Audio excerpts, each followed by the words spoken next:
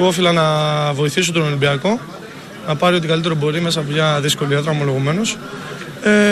Πιστεύω ότι μπορεί να μην βγήκαμε νικητές κατά το σκορ, αλλά για μας είμαστε νικητές, γιατί σίγουρα το αποτέλεσμα δεν είναι δίκαιο. Δεχτήκαμε 2 γκολ από δικούς μας παίχτες. Εντάξει, αυτό δεν λέει κάτι. Σίγουρα τα λάθη είναι μέσα στο ποδόσφαιρο. Συνεχίζουμε, έχουμε 10 αγώνες ακόμα για να πάρουμε αυτό που πρέπει, το πρωτάθλημα. Τέλειωσε το πρωτάθλημα τώρα ουσιαστικά? Όχι, δεν τελείωσε τίποτα. Δεν λέμε ότι τελείωσε κάτι. Πρέπει να είμαστε εξίσου σοβαροί όπως σήμερα στα επόμενα 10 παιχνίδια για να το κατακτήσουμε.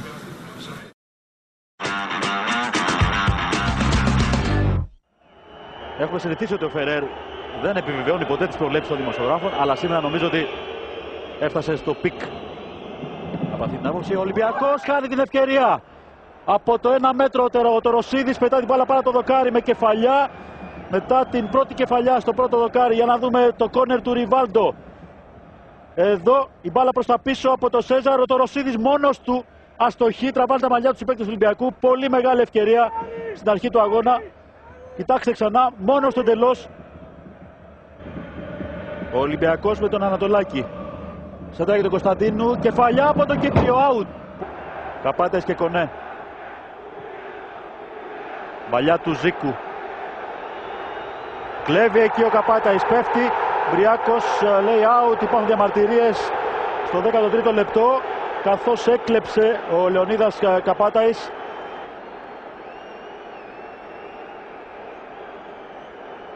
Δεν νομίζω ότι ρίχνει ο Σέζαρ τον Καπάταη. Για να δούμε πάλι κάμερα. Υπάρχει μια επαφή. Και πέρα από αυτή την κάμερα σας δούμε ακόμη καλύτερα. Υπάρχει επαφή. Σέζαρ στα χέρια του Νικοπολίδη που χάνει την μπάλα και καταλήγει στα δίχτυα η μπάλα. Από αυτό το λάθος γλιστράει από τα χέρια του γκολκίπερ του Ολυμπιακού. Και είναι το 1-0 για την ΑΕΚ με έναν απρόσμενο τρόπο από αυτή την εκτέλεση φάουλ του Σέζαρ. ΑΕΚ Ολυμπιακός 1-0. Ένα το γκολ του Σέζαρ στο πρωτάθλημα. Γλίστρισε η μπάλα από τα χέρια του διεθνούς γκολκίπερ του Ολυμπιακού. Εδώ κοιτάξτε. Και με τα πόδια της πρόχνει στα δίχτυα. Νομίζω ότι μιλάμε για αυτογκόλ. Αυτογκόλ Νικοπολίδη, καθώς με το πόδι του της πρόχνει στα δίχτυα.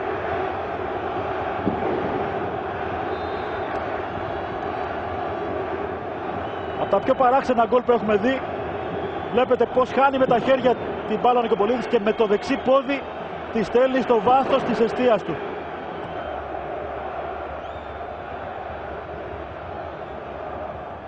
Πρόβλημα στην ορατότητα υπάρχει. Επιμένει η ΑΕΚ, ένα σουτ από τον Πιάτσικα. Μπάλα βρήκε στο χέρι του Ριβάλντο, ο διαιτητής το θεώρησε ακούσιο. Για να δούμε. Ένα ακόμη κόρνερ για την ΑΕΚ, Σέζαρ. Βγάζει ο Ζεβλάκοφ, προσπαθούν να διώξουν παίκτες του Ολυμπιακού, μένει η μπάλα στην περιοχή. Καπάτα στο σουτ, σώζει ο Νικοπολίδης. Στο 41. Πιάτσικας άνοιξε την μπάλα, κλέβει ο Τζόρτεβιτς με τον Καστίγιο στην αντεπίθεση. Είναι μόνο ο Ζήκος πίσω, η παλιά για τον Τζόρτεβιτς στην αντεπίθεση του Ολυμπιακού που έχει την ευκαιρία να ισοφαρίσει στο τέλος του πρώτου ημιχρόνου και το κάνει ο Τζόρτεβιτς στο 45 σε αυτή την κόντρα του Ολυμπιακού. Ο μόνιμος σκόρερ του Ολυμπιακού στα παιχνίδια με την ΑΕΚ, ειδικά εκτός έδρας, σκοράρει για μια ακόμη φορά. Φτάνει τα 5 γκολ φέτος στο πρωτάθλημα. 1-1 και ο Τζόρτεβιτς που πάει στον Νικοπολίδη. Βεβαίως μια ένδειξη συμπαράστασης για το λάθος που έκανε ο γκολκίπερ του. Εδώ αρχηγός του Ολυμπιακού σε αυτή την αντεπίθεση. Δεν υπάρχει βέβαια περίπτωση offside. Καλυπτόταν ο Τζόρτεβιτς και μείνει ο Ζήκος. Νικάει το Σορεντίνο. Πολύ ψύχρεμα ο αρχηγός του Ολυμπιακού. Κοιτάξτε με τα αριστερό, στην αριστερή γωνία του Στέφανο Σορεντίνο. Καθυστερήσει του πρώτου ημιχρόνου. Σε λίγο θα ολοκληρωθεί το πρώτο μέρος. ΑΕΚ Ολυμπιακός 1-1. Το Ρωσίδης, κοιτάξτε τι δυνάμεις έχει. Φοβερά φυσικά προσόντα βέβαια. Γυρίζει την μπάλα έξω. Ευκαιρία που χάνεται για τον Ολυμπιακό. Επιμένει και σκοράρει ο Ριβάλντο. 1-2 μετά το γύρισμα του Τωροσίδη στην καρδιά της άμυνας ΣΑΚ. Ακριβώς πριν τη λήξη του πρώτου ημιχρόνου. Προηγείται ο Ολυμπιακός με το 12ο γκολ του Ριβάλντο. Από την επέλαση του Τωροσίδη από τα δεξιά πέρα στο Παπασταθόπουλο. Αρχικά είναι ο Κωνσταντίνου, διώχνει ο Σορεντίνο. Έρχεται ο Ριβάλντο και νικάει τον Ιταλό. Ολική ανατροπή μέσα σε 2 λεπτά στο παιχνίδι. Ξανά η φάση με το τελείωμα από το Ριβάλντο που κάνει ό,τι έκανε στην Τούμπα αυτή την χειρονομία πανηγυρίζοντας. Σκαφτή εκτέλεση εκεί η Μπαλιά, κεφαλιά, γκολ. Ισοφαρίζει η ΑΕΚ με το καλημέρα. Ο Παπασταθόπουλος που είχε προωθηθεί απαντάει στα γκολ του Ολυμπιακού και ισοφαρίζει το παιχνίδι στο 47. Για να δούμε τη φάση.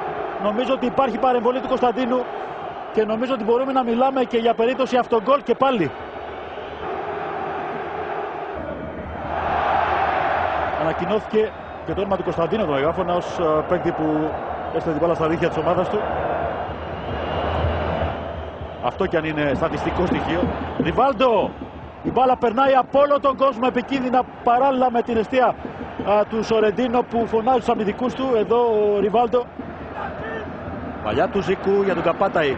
Κίνηση ωραία του Καπάταη. Γύρισμα, εκπληκτικό δοκάρι. Δοκάρι για την ΑΕΚ.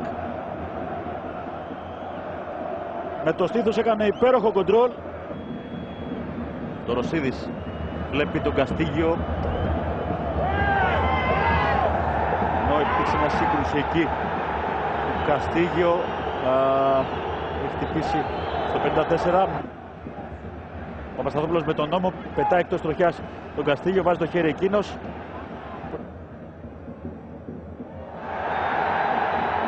Σφύριμα του Μπριάκου, φάουλ για την ΑΕΚ. Το παιχνίδι είναι σκληρό, γενικότερα. Ο Ζεβλάκοφ παίρνει κίτρινη και είναι δεύτερη. Αποβολή του Πολωνού στο 56 με 10 Ολυμπιακός. Δεύτερη κίτρινη για τον Πολωνό, για να τον δούμε εδώ. Πέφτει με το αριστερό πόδι, βρίσκει τον Καπάταη. Το δεξί δεν βρήκε ούτε μπάλα ούτε παίκτη. Ριβάλντο. Κεφαλιά είναι για τον Ολυμπιακό και τον γκολ. Το Ρωσίδης φέρεται να σκοράρει. 2-3. Βουβαμάρα στο Ολυμπιακό στάδιο του οπαδούς της ΑΕΚ. 2-3 μόνος του στην περιοχή της ΑΕΚ. Ο Βασίλης Ρωσίδης, το πρόσωπο του αγώνα αναμφισβήτητα. Για να δούμε τη φάση. Ενώ βλέπουμε περίπτωση να είναι εκτεθειμένος εκεί ο παίκτης του Ολυμπιακού. Θα πρέπει να δούμε τη φάση. Από την εκτέλεση φάουλ του Ριβάλντο στο 62. Εδώ το Ρωσίδης. Πρέπει να δούμε σε κάποιο replay αν υπάρχει περίπτωση offside. Κοιτάξτε. Εδώ φαίνεται ελάχιστα. Νομίζω ότι μπορεί να υπάρχει offside εδώ.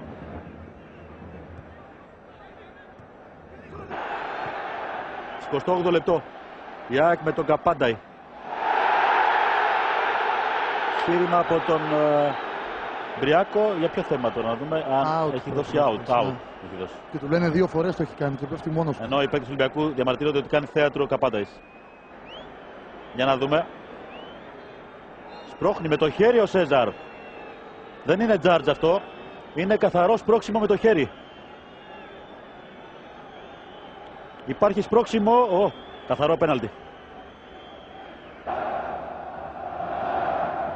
Ο Σέζαρ. Κεφαλιά καλή, επικίνδυνη από πλευράς ΑΕΚ με τον Λιμπερόπουλο από ό,τι φάνηκε.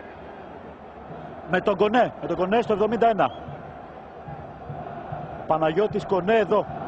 Και σώζει ο Νικοπολίδης για τον Ολυμπιακό. Επιμένει ΑΕΚ. 3-3. Εκπληκτικό μάτς με τον Καπάταη. Η ισοφάριση στο 71. Εκπληκτικό μάτς στο Ολυμπιακό στάδιο. Το αφιερώνει ο Καπάταης. Νικάει τον Νικοπολίδη. 6 γκολ. Φοβερό παιχνίδι σήμερα στο Ολυμπιακό στάδιο της Αθήνας.